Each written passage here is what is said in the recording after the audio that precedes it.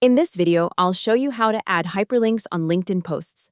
The first thing to know is that LinkedIn does not give you a normal text link tool for regular feed posts.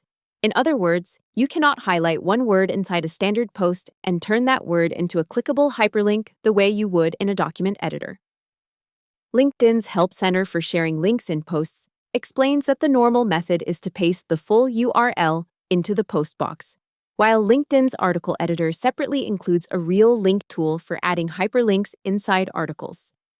So if you want to add a link in a regular LinkedIn post, start a post from your homepage, then paste the full website address directly into the post.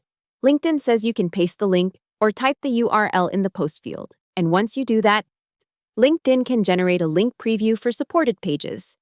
After pasting the URL, you can add your caption either before or after the link.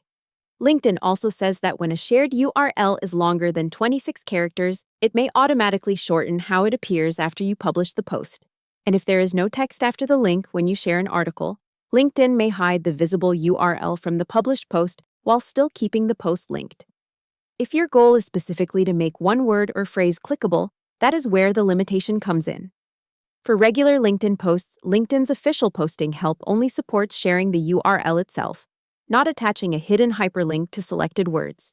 Real hyperlink formatting is available in LinkedIn articles, where the editor includes a link button for adding hyperlinks throughout the article.